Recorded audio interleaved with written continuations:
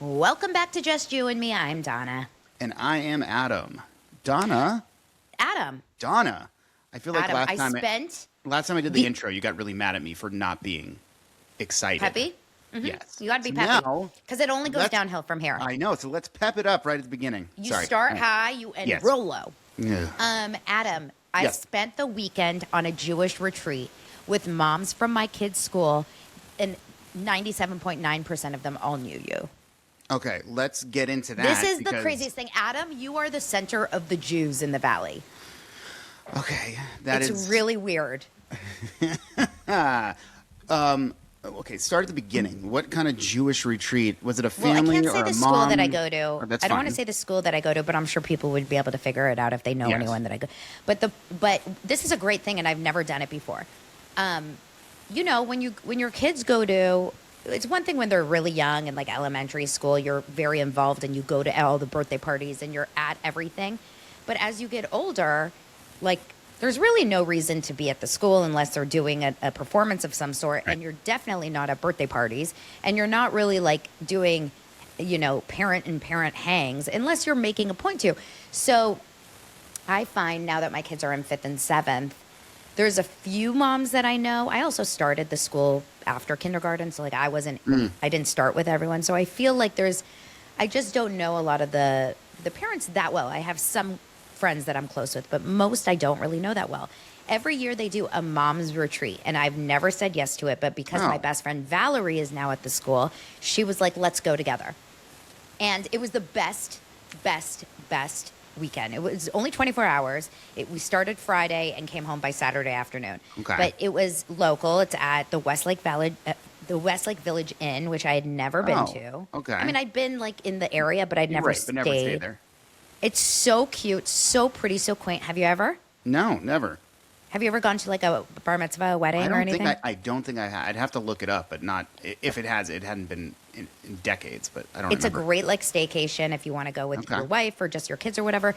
It's only 45 minutes away, and it feels like you're in Palm Springs or it's off of a golf course. It's just really, really nice, and we didn't have to go anywhere the whole time because they have restaurants on site and whatever. Okay.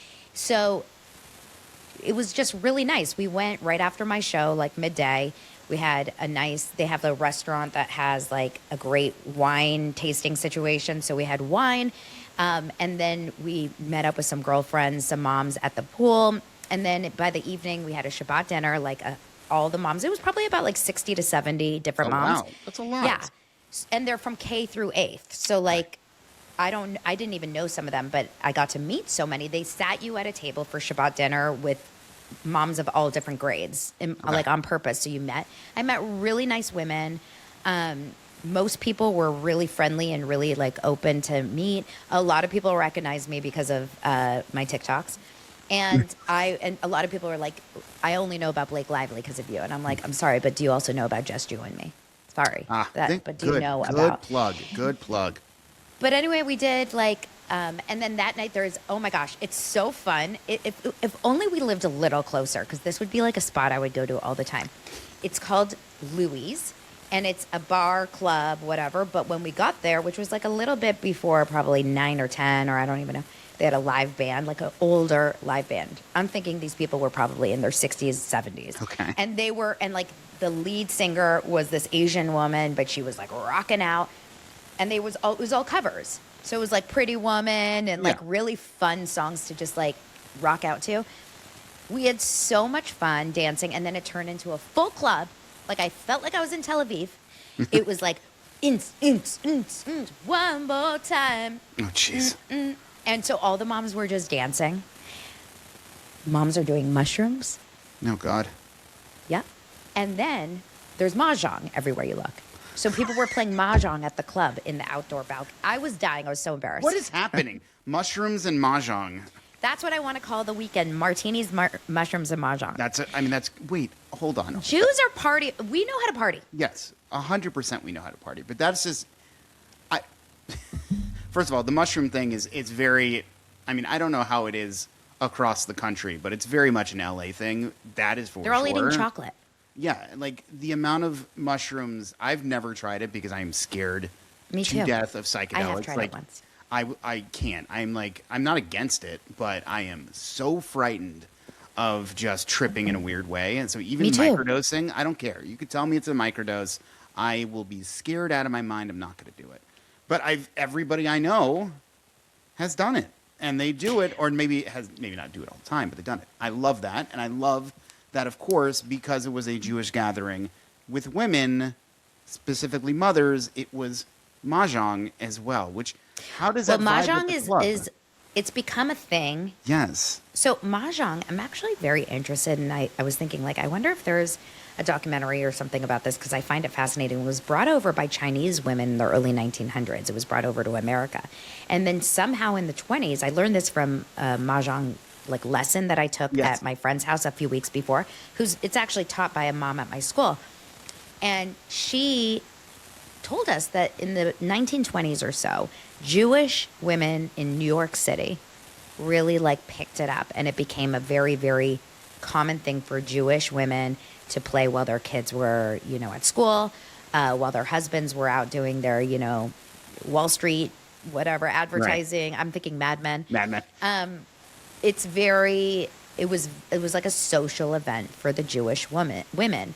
And it's kind of stuck that way. Now, I know women that aren't Jewish that play all the time. It became like a kind of trendy thing in the last few years. Yes. But these women grew up, a lot of them grew up under, in American Jewish households, and their moms played. So Yep. they grew up playing with their families. I never played because I don't think Israelis play Mahjong. I don't think that's like a thing. And so my mom has never played.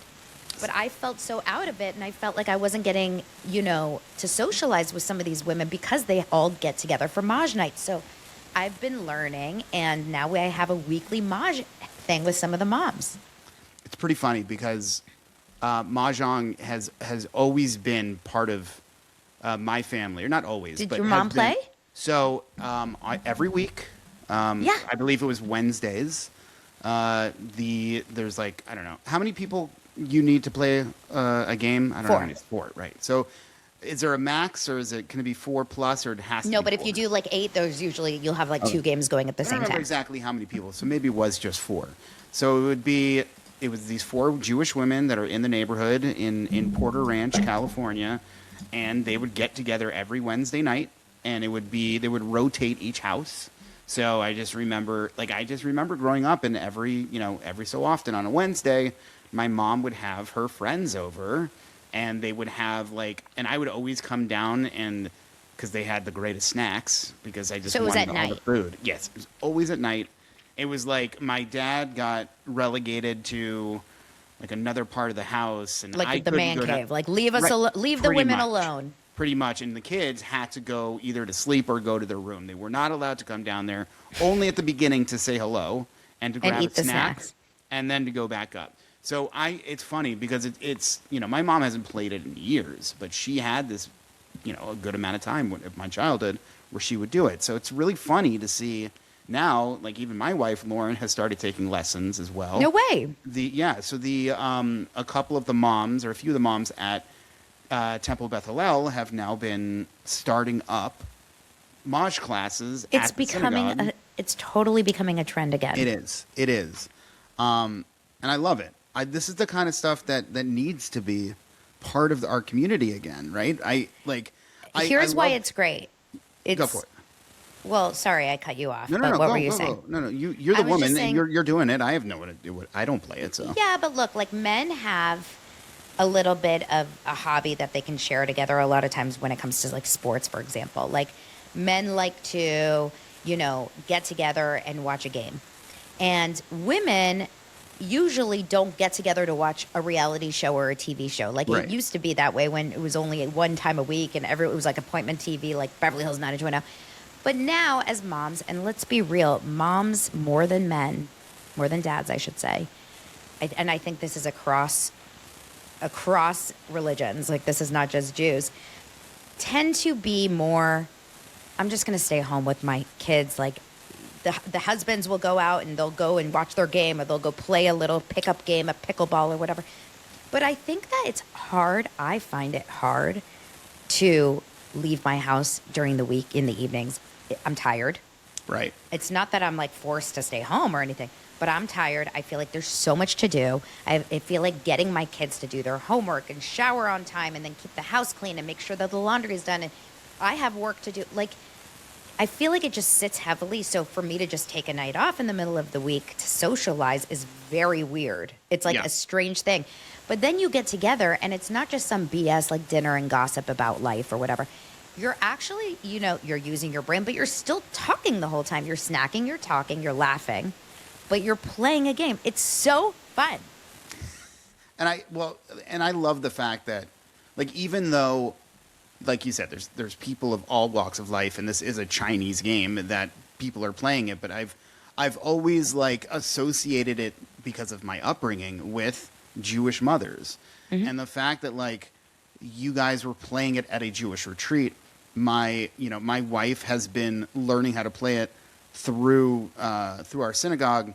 It's just I love the fact that this is coming back, and it's part of it's kind of part of that Jewish lexicon, that Jewish world now, because it is again at a time where there's so much going on in the world, and there's so much stuff about whether it's anti-Semitism or we wanting to be closer as a Jewish community. Something like this is only going to be a good thing. So it brings all the feels, and I love it. I'm 100% with you. It's a really nice thing. And I like spending time with other Jewish people, even if I'm not talking about anything Jewish.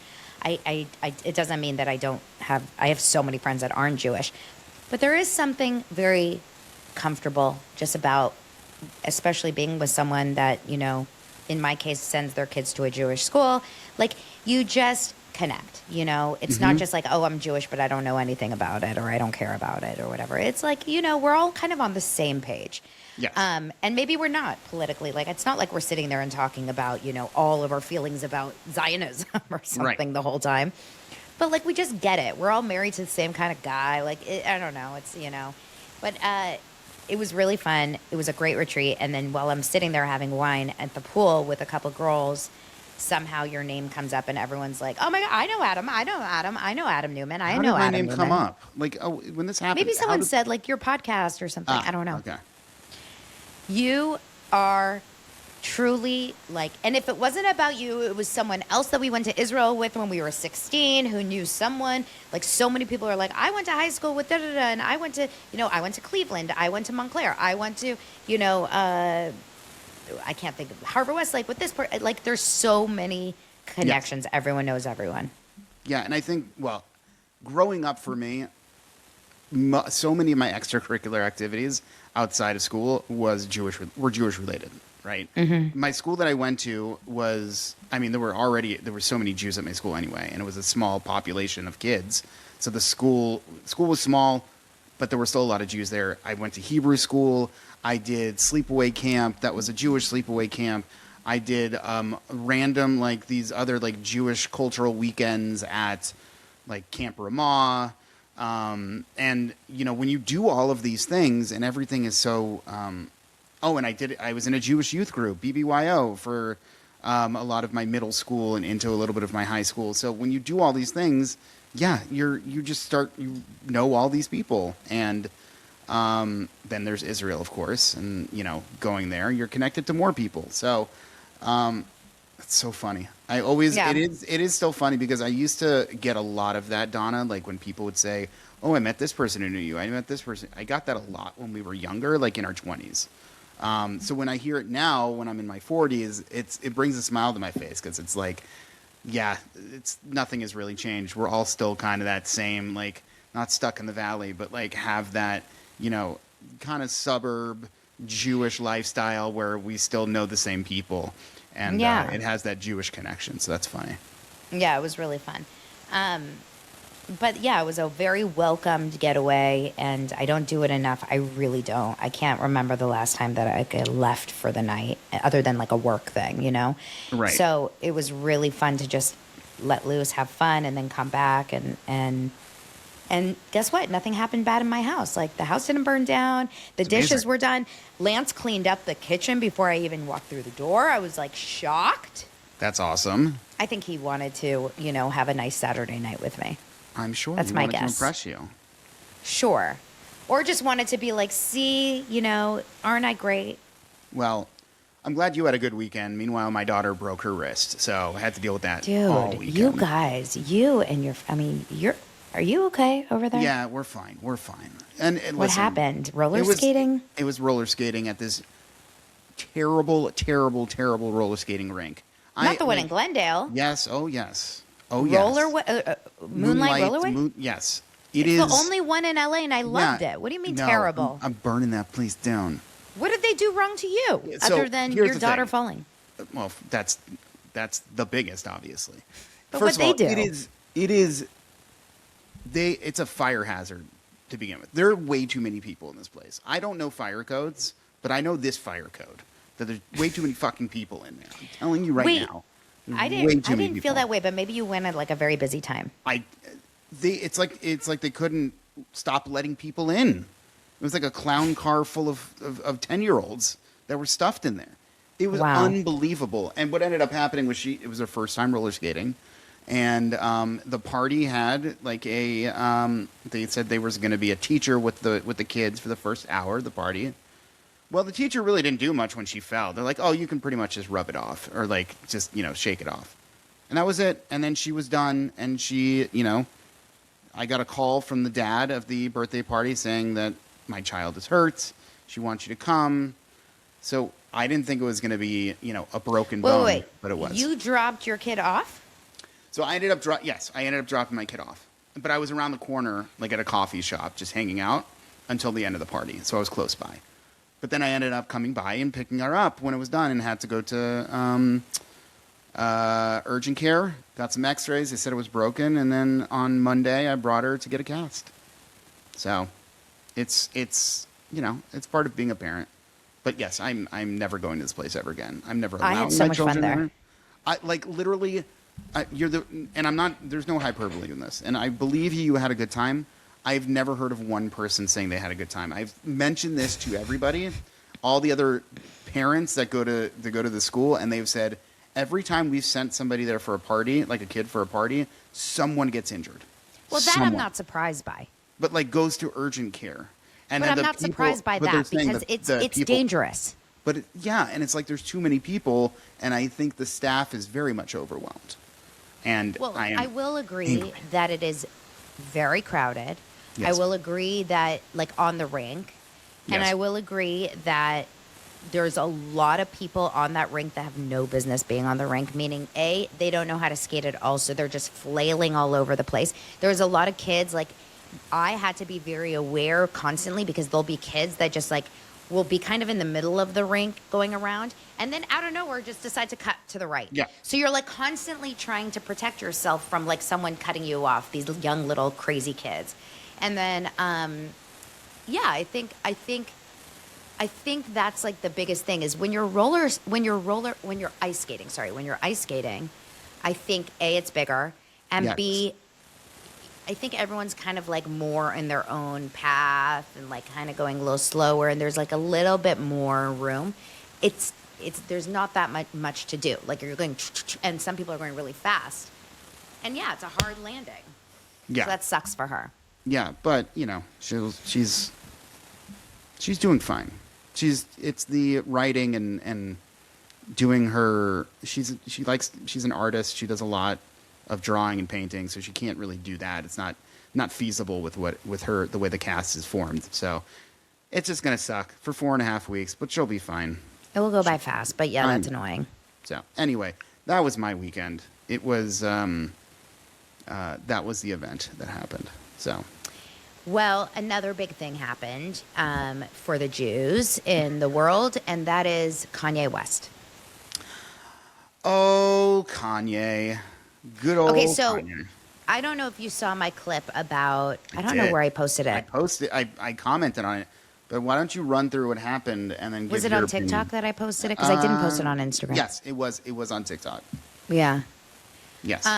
So essentially, his apology letter came out in the Wall Street Journal as an ad. I want to say it was on Monday.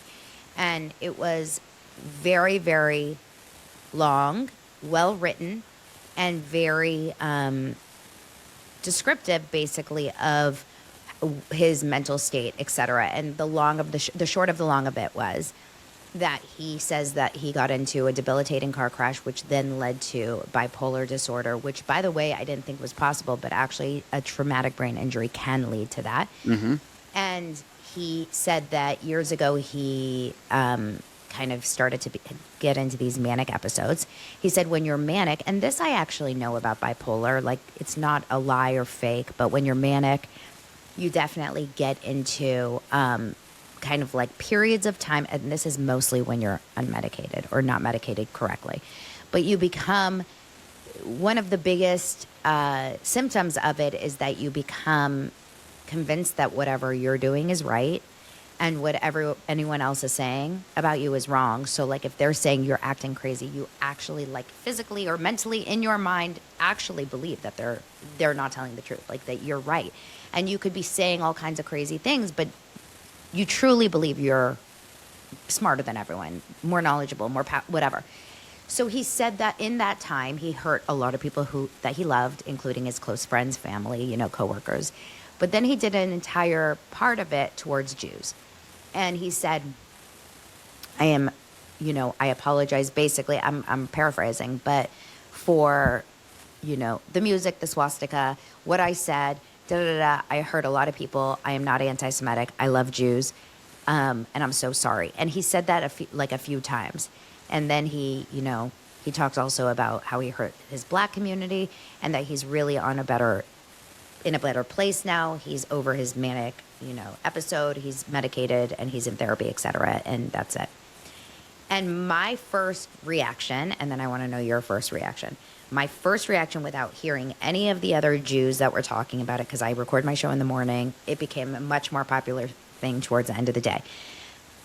But I was actually touched by his letter. I thought it was, it felt to me, and this is someone that like despised Kanye for years because of what he did, because I truly believe he opened the door to so much damage and anti-Semitism. But I don't know, I took it as like a genuine letter. And I did feel for a second there, I was like, of course I'm not just like, okay, wipe the slate clean, like we're good, play the music. I would love to see what he does now in the future. But my gut feeling was like, it's a big thing for someone to come out and say, I'm sorry for something, but not just, I'm sorry for all I hurt. I'm sorry to the Jewish people for A, B, and C. I love Jews. It was not like a PR broad statement. I liked it. Okay. I didn't. But I don't think anything he would have said I would have liked, to be honest with you. So I don't think he could have changed anything on there to really make me understand more. A couple things. It has been a pattern since 2022, and I actually just went on ChatGPT before we started talking, and I said, I'm like, can you create a timeline of all the anti-Semitic stuff that Kanye's done, since whenever. So it's not just like, I get people making comments, anti-Semitic comments, doing something, but when you continue going on a 2 to 3 year episode and it continues to not alienate, but it continues to just create disgusting things and disgusting attitudes, it becomes too much. And for me, it's not just Kanye, it's all the people that agree with Kanye. It's all the people that will listen to him and buy his swastika t-shirts, will listen to Hell Hitler in clubs like Nick Fuentes does. It's all of these people. It's not just, it's all the influence he had. Now, I understand. I have dealt with somebody very close to me who was bipolar. Very close, and who is no longer with us. So I understand it is a serious, serious disease and sickness, and it is horrifying and terrible. but there are certain lines that I feel that cannot be crossed. And no matter what it is, no matter who this person is, it's really tough for me to accept an apology because of the pattern and how far it went. Now, I don't know, it's a celebrity, so you don't know what's really behind him making this statement at this point. You can read maybe he came to his realization, or he, his friends or his inside crew said maybe you should do this. Obviously he has an album coming out, I believe, on Friday. So that could be part of him trying to, smooth the waves before it. But that was the first thing that popped in my head, because I saw it, I read it, and then I think I'd seen a side note that his album was coming out. So my first note was, he is doing this immediately because his album's coming out. That was my first thought. And I don't know if that's changed so far. Well, I think what it comes down to, he did a Vanity Fair article also this week, and he doubled down on his apology. He doubled down on his sadness over the things he's done in the past. If it in fact is just a promotional tool for his album, well then so be it. We will find out. We will see. Like, that's what I'm saying. I don't think anyone knows exactly where this is going until we see where this is going. Here's what I didn't like. And I think a lot of Jews do this. And I say this with love to my Jewish friends and family.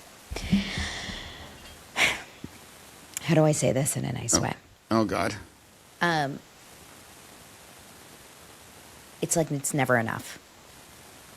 And there's nothing more unappealing to me when you are trying to apologize for something you've done to hurt someone and they are like, no, I don't want your apology. It's not good enough. You didn't say it right. You didn't do it well.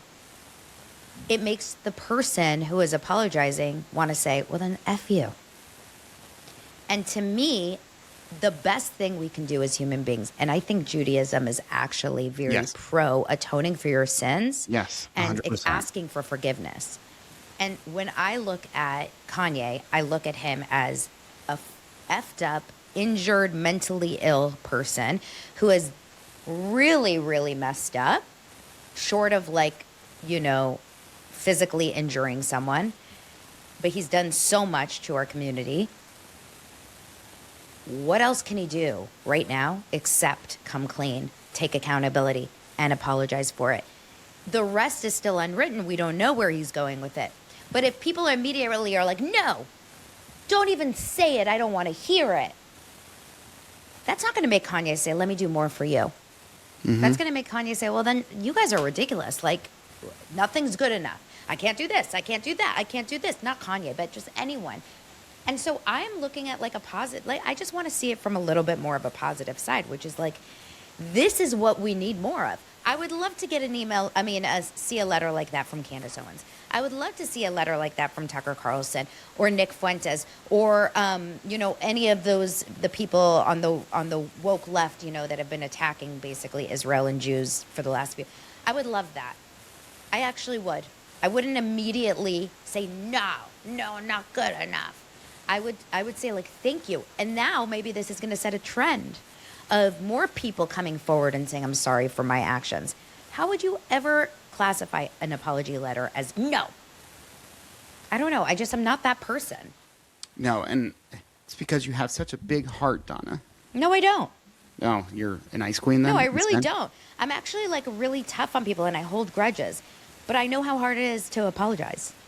And I know how unpopular it was for him to apologize to Jews right now when Jews are so hated in this world. I think for him to do this is literally alienating every single person that has stood by him over these last few years through his anti-Semitism because they love that about him. It would be like Candace turning on and all of a sudden saying, I'm sorry to all the Israelis and the Jews that I've hurt. Her audience would freak out. They'd be mad at her. What do you mean? Have we heard from Nick Fuentes yet? Since he's apologized? No, I actually haven't seen anything from Nick. That'd be interesting. But Candace spoke about it, I think, briefly on her show, but I don't watch her show. But I saw it, like, in the description of what she was going to talk about. I'm surprised she didn't say that he got paid off by the Jews. But that's, I'm sure, what a lot of people That'll think is come. that Don't worry. someone That'll paid come. him. No, you bring up a good point. Listen, taking accountability and apologizing is obviously the first thing you need to do in any of these cases. And I don't know if it's a Jewish thing, because that's how you started off, and maybe it is, when you said that, you know, a lot of our, you know, Jewish friends do this, where it's not enough, it's not enough, it's not enough. Now, you know, I think there's a lot to this, because I think when you talk about, you know, our Jewish friends and this and that, I get it and I understand, because I think, again, as a Jewish community, as a Jewish people, we have been burned so many goddamn times throughout our existence, and burned in all different sorts of ways. So it becomes very difficult for us to trust somebody who has crossed that line specifically, the Jewish hatred line specifically, for us to get back on that. Now, and like, even like, I go back to, you know, back to my mom, actually, and just things of like when growing up, and my mom would have a grudge with somebody, and it wouldn't be necessarily an anti-Semitic thing, but it would be something, and she would hold a grudge, and that was it. And like, even if they said sorry, it was done. It's like, you're out of my life. You wronged me. I'm done. So I don't know. That's not healthy either. It's 100%. It's not. And that's why I'm like I've never thought of it. Like, I never thought that it was always, that was a good way to go. But it's really tough, you know, at this point in our lives with what's going on in the world, to see that and find optimism around it. It's hard for me to see that. And I'm not saying that he will, you know, completely just say, no, I'm not going to, like, go back to being, you know, the manic part where he's going to be going crazy and talking about Jews again in such a disgusting way. I don't know what he's going to do next. And yeah, we should all wait and see. But I don't want to sit here and waste my time, like, wondering, is he actually real with this, or is he actually not? Because that's going to just drive me completely insane. Because I just want this, like, there's so many people that have wronged us in the last 2 years, especially, that out of all the people, somebody who is this bad now says this, kind of just turns everything upside down.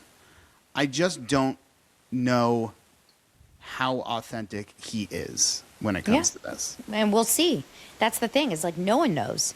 No one knows exactly. We've never seen a letter written by him that is so, like, clear. Mm-hmm. You know, he usually speaks in basically tongue over his his tweets and stuff.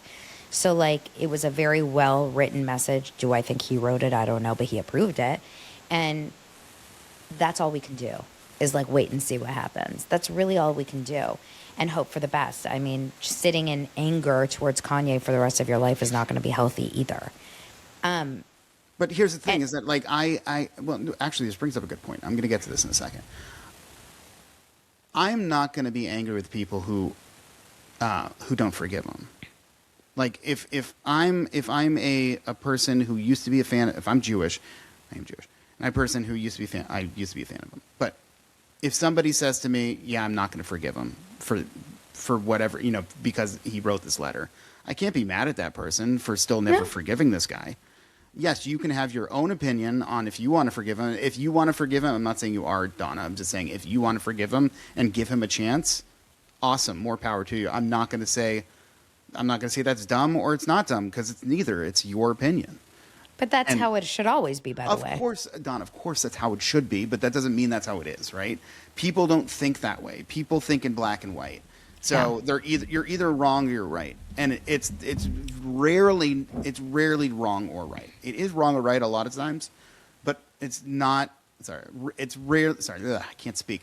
It's not wrong or right all the time. And this is one of those things where if somebody does not want to forgive Kanye, great. If you do want to forgive Kanye, great. I don't care, because it's not going to affect me.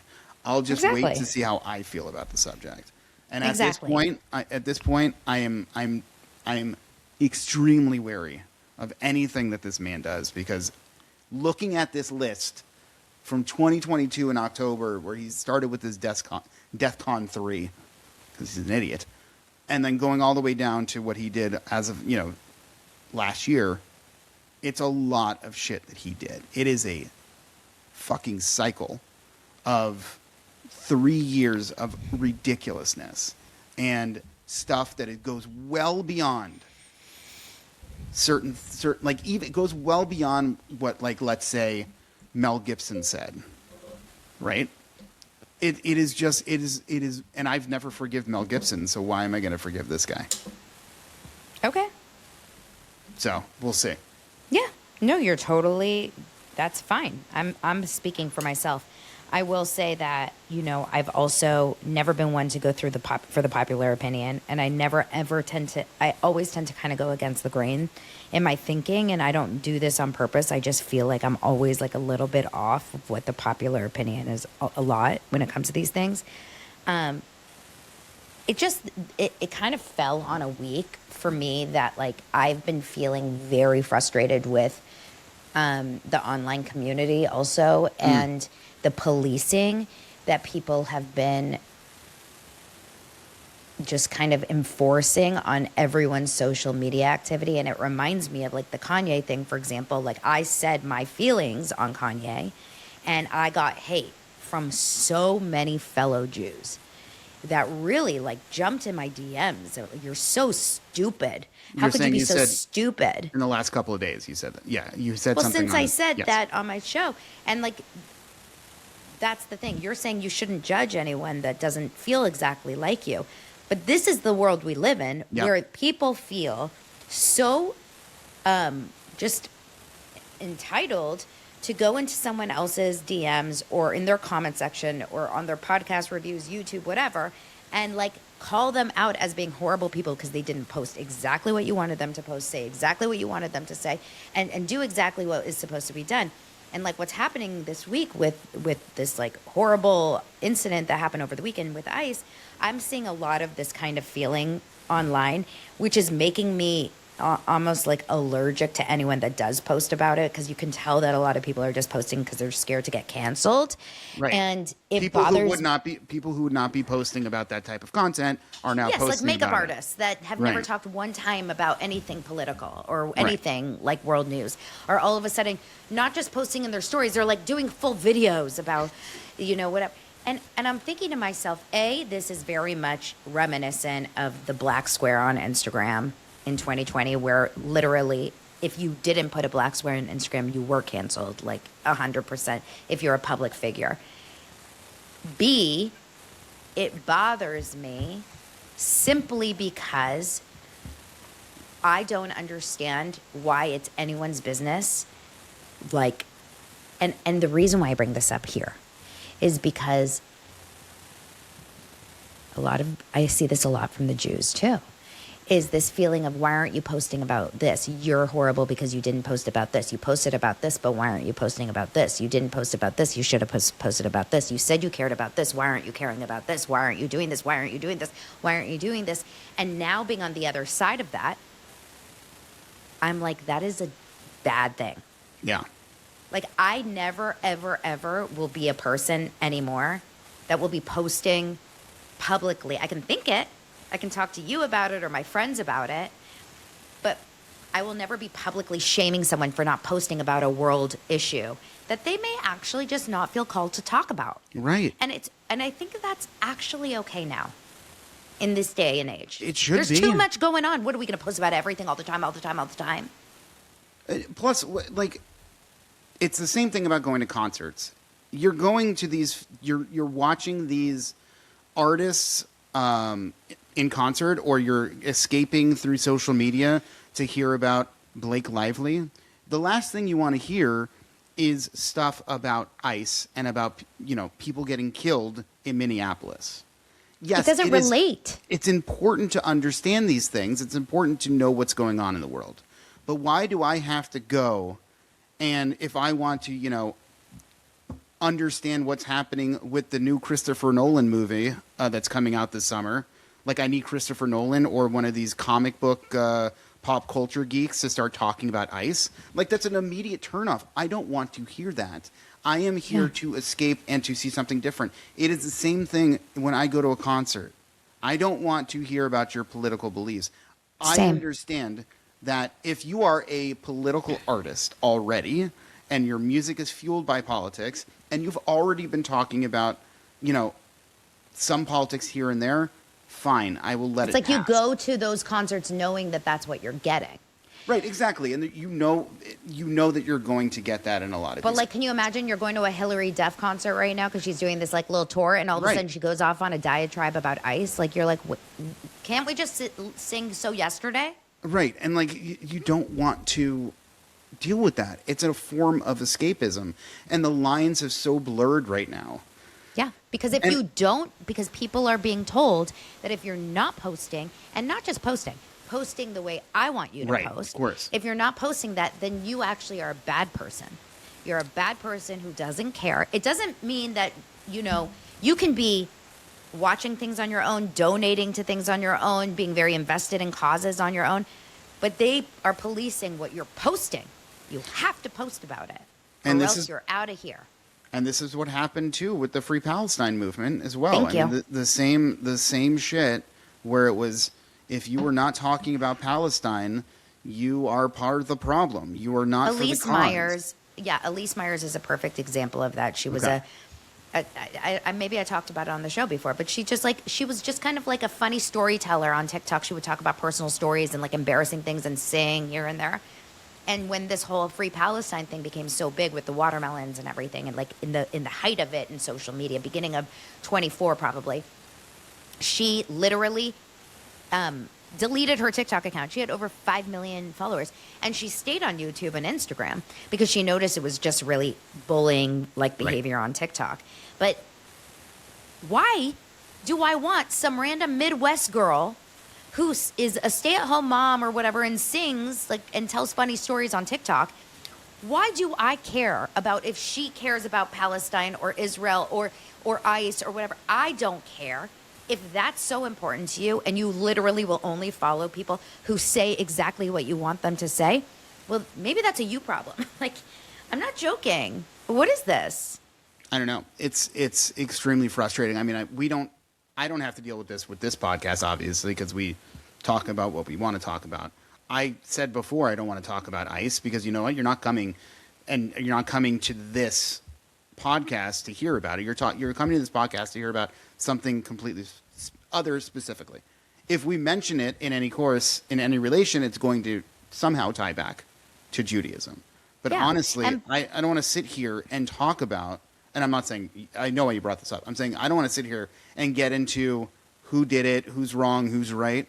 Because honestly, that's not what I'm here to fucking talk about. It doesn't, number one, it is so highly, it's so high stakes right now to even just mention it. Like, people are just so freaking ready to pounce. I know that like Reddit is attacking me like crazy just because I said that I really want to keep things on Instagram off the not political, and people are attacking me. But you had no problem talking about everything that was going on with you and your Judaism and your anti-Semitism. And I'm like, but that's the difference. This is Daily Dose of Donna. This is me. Like, if I'm feeling something personally against me, my family, my history, yesterday was Holocaust Remembrance Day, I'm going to post about that. That is totally different. That's not world news. That's about me. Like, yes. I am and I'm not personally on the streets protesting ICE. So like, I'm not going to be, front page, like journalism talking about ICE. Like, it doesn't track. Now, if there was a huge celebrity story where like 100 celebrities were out there and one of them got injured or something, it would more track on something I would talk about, because now it's a celebrity story. And I will say separately about that I do have a Patreon that I talk about personal stuff. I've always talked about personal stuff. I've talked about my dad. I've talked about things that I would never talk about on my show. Right. It's for paid subscribers, and I did talk about it on there, So there's a certain place and time for everything, and I think it's really important, and I've learned this really in the last week, how unattractive it is for people to police other people's content. Like, I don't ever want to be that person again. Like, why aren't you posting about? When you say again, you're saying you were that person Yeah, before? how many times? I mean, I wasn't posting about it or talking about it or like writing about it to them or whatever, but to you even, like talking about all these people that were out there for free Palestine. Why aren't they talking about Iran? You know, talking about why aren't they talking about other genocides? Why aren't they talking about this, that? Why don't they care about this? Why? It's almost like a wasted emotion. They're not going to start posting it because you're saying that, number one. And it almost makes them probably, like me, like more turned off from ever doing it because the push. Right. I guess now, I think, speaking, oh, sorry. No, I guess I think the difference is with this is that, oh shit, I lost my train of thought because, all right, you go, and then I'll pick it up. You know, ICE was brought up in a Jewish sense from our favorite dingbat of the century, Hannah Einbinder.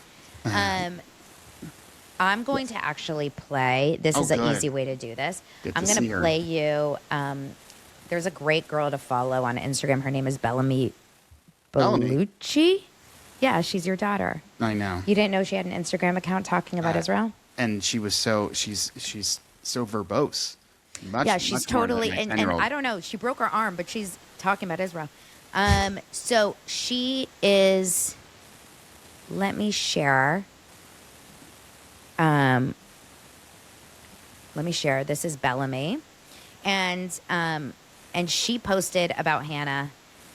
I don't know if she's in Israel right now, but I think it's kind of interesting. Let me pull it up. She says, I feel like Daniel Ryan Spalding used to do this a lot. Yes. The show. So she's probably in Israel doing this. All right, check this out. America this week is Hannah. I'm going to go ahead and take a look. Hannah Einbinder. It's hard to hear. I have trouble with the term liberal Zionism because I think it absolves the identifier of reckoning with the necessary elements for the ideology to thrive. It is a settler colonialist ideology, create a Jewish majority in the land of Palestine, and apartheid is the vehicle for that majority. And genocide, one of the great hypocrisies, right, of these Zionist leaders who say, we cannot create a distinction between Jews and Israel. We cannot. They are linked. A genocide is committed, and people start to be angry with and blame Jews, all Jews, which is wrong. And they go, you cannot blame Jews for the actions of Israel. Well, you just said that they were linked. So which is it? Today is today. Tomorrow is tomorrow. Today will be today. It's the word salad. She's a moron. Genocide, apartheid, settler colonial state. What a moron spouting out just slogans she heard from one of those stupid protests. I think it's sickening even more with the fact that she loves to wear the red hand pin everywhere she goes, literally turning her back on her own people. But now all of a sudden she's the victim because she's gone from being as a Jew, not in my name, but actually don't look at me because I'm just a Jew. Because guess what? A Jew is a Jew is a Jew, Hannah. They don't care. So this is our favorite girl, Hannah Einbinder. And the reason why this is relevant right now is because of what she said about ICE and how it connects to yesterday, as you know, the Holocaust Remembrance Day.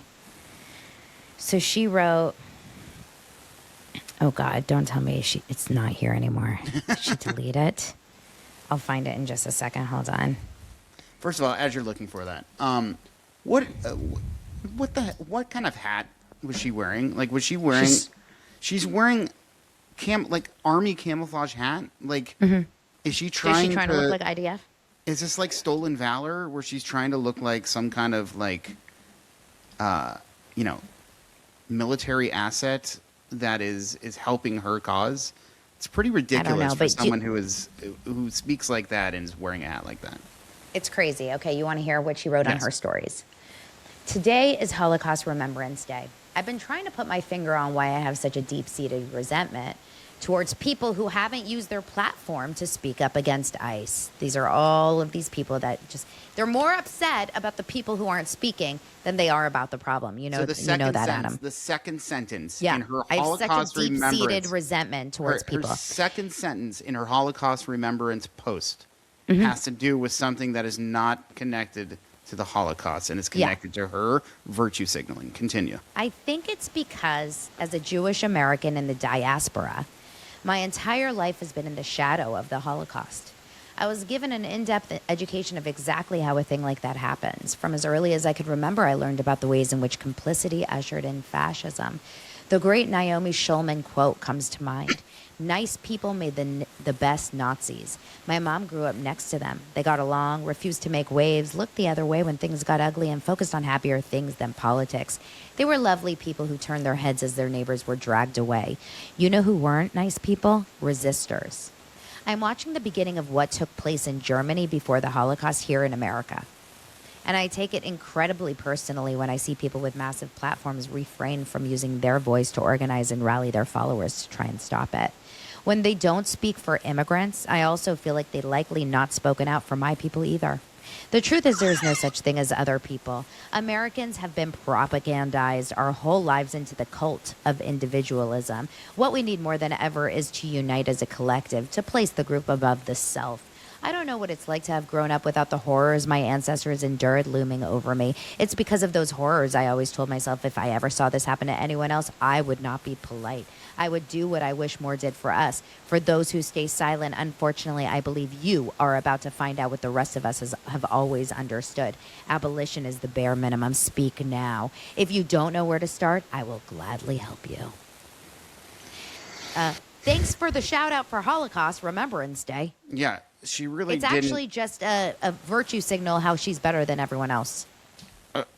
And how everybody is a terrible person for not speaking up, and not like, as you said, not speaking up in the direction that she's speaking up in.